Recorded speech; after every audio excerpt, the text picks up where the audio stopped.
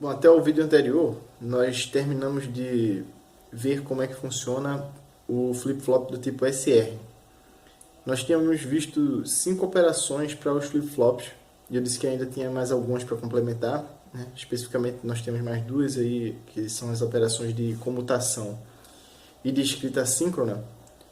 E das 5 operações que nós tínhamos visto para o flip-flop, nós vimos que o flip-flop SR fazia 4 delas, né? A leitura, que basta aferir o valor do nível da saída Q, a hold, o set e o reset. E nós tínhamos previsto que os flip-flops teriam entradas de, né, as memórias em geral, na verdade, teriam entradas de sincronia e habilitação, né? Então aqui esse é o primeiro circuito que tem uma entrada de habilitação, que nós estamos designando aqui EN, EN de Enable, né? Então essa entrada de habilitação ela vai funcionar usando as propriedades de controle da porta NAND. E o segundo estágio dele é o Let NAND, que é o elemento de memória. Então essas duas portas NAND aqui estão servindo apenas para que a entrada de habilitação opere. Então a gente tem aqui as duas tabelas de verdades para essa saída dos dois NANDs aqui do controle. E esses dois NANDs do controle, eles têm, se eu colocar a minha porta enable igual a 0, eu forço ambos os NAND aí para o nível 1. E nós temos visto que o let NAND, ambas as entradas em 1 equivale à operação de holder, tá? Então isso significa que se o enable for 0, o let NAND fica preso armazenando o dado que ele tiver permanentemente.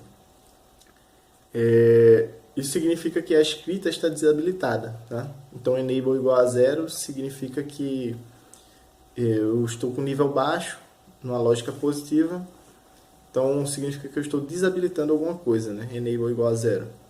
E essa desabilitação é especificamente da operação de escrita. Já se eu colocar o enable igual a 1 numa porta NAND, eu tenho na saída de ambas elas a outra entrada invertida, tá?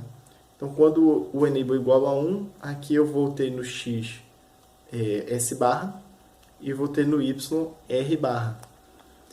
E a gente sabe que o let NAND opera com uma lógica negativa, então como eu tenho um NAND que já causa uma inversão, eu estou invertendo duas vezes a lógica negativa do NAND com uma inversão, a lógica negativa do let NAND com a inversão propiciada pelo let NAND.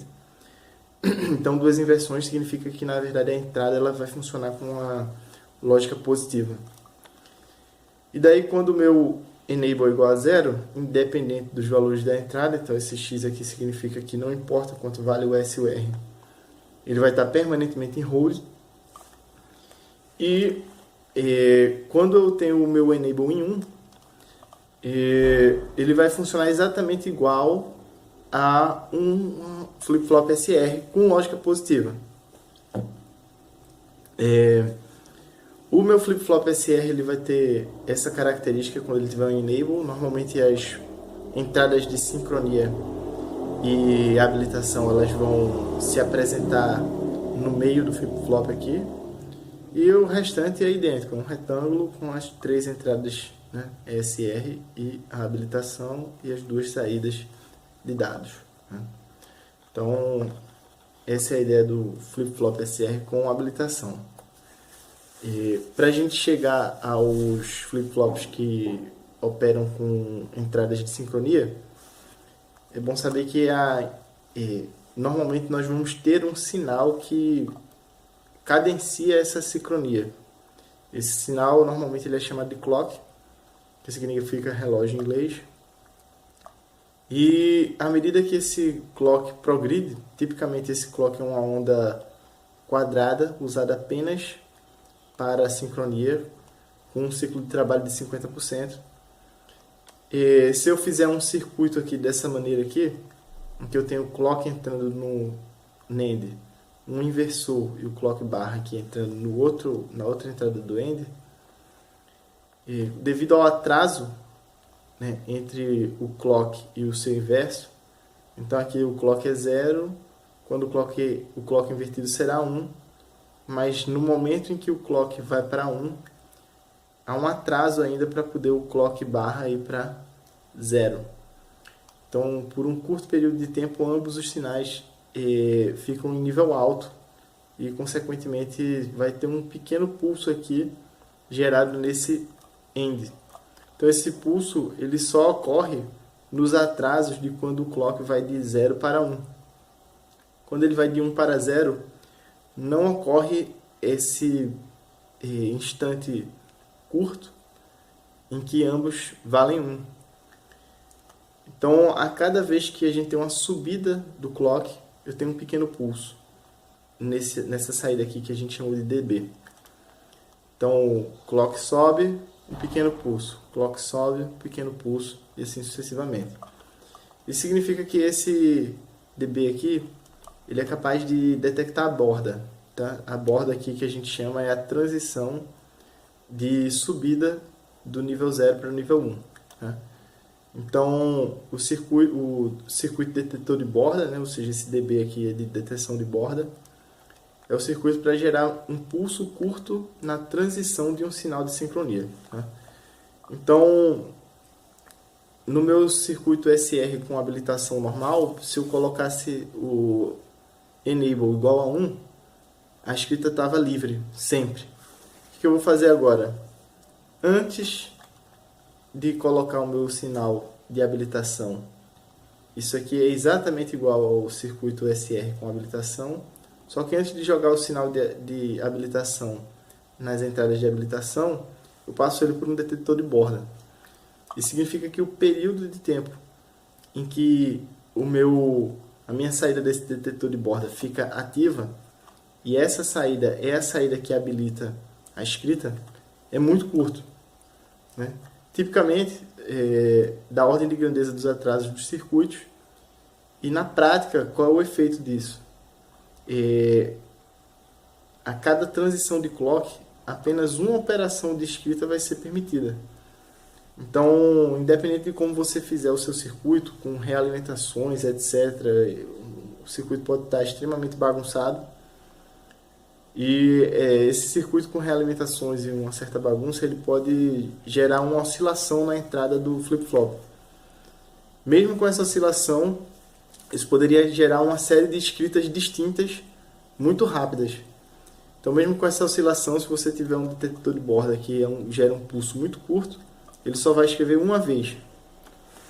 E a tabela verdade normalmente apresentada para esse tipo de circuito, ele lista esse sinal de sincronia com uma seta indicando qual é o tipo de transição que o circuito é sensível.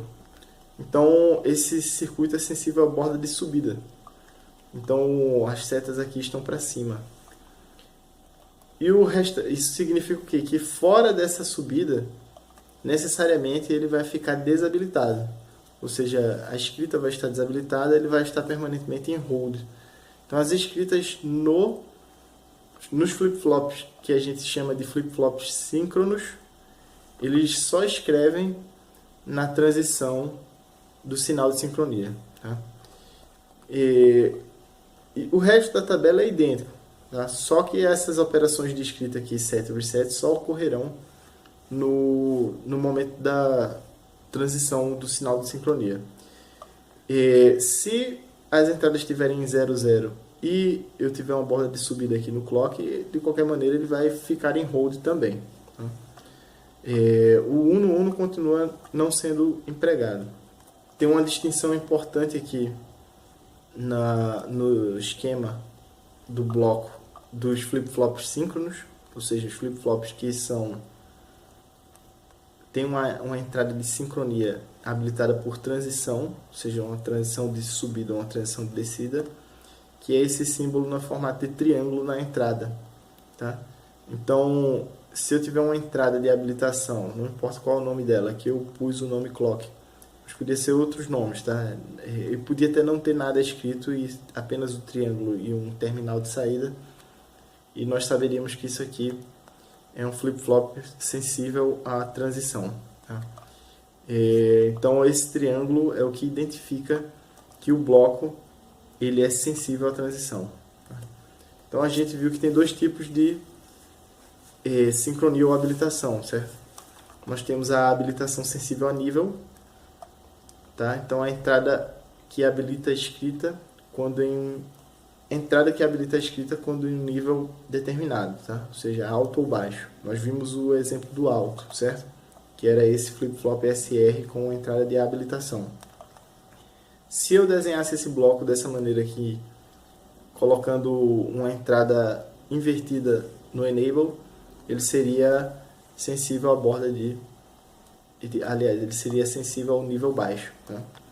E nós temos os flip-flops sensíveis à transição, em que a entrada identificada com um triângulo que habilita a escrita em uma das transições do sinal de sincronia por um período muito curto, tá? Então a gente tem dois tipos de flip-flop sensível à transição, que são os flip-flops sensíveis à borda, né, que é a mesma coisa que transição positiva ou de subida, tá? Então, borda positiva, borda de subida, transição positiva ou transição de subida, são todos termos que significam a mesma coisa, tá?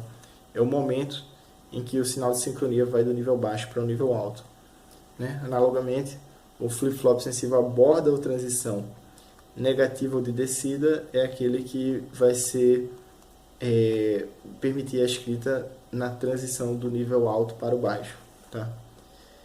Então, nós vimos uma borda de subida como sendo lógica positiva, tá? Consequentemente, se eu colocar aqui uma entrada com lógica negativa, é porque esse flip-flop é sensível à borda de descida, né?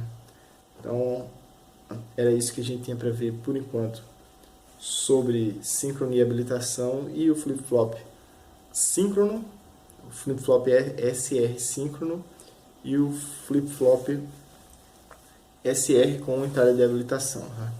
Nos próximos vídeos aí nós vamos ver os outros tipos de flip-flop.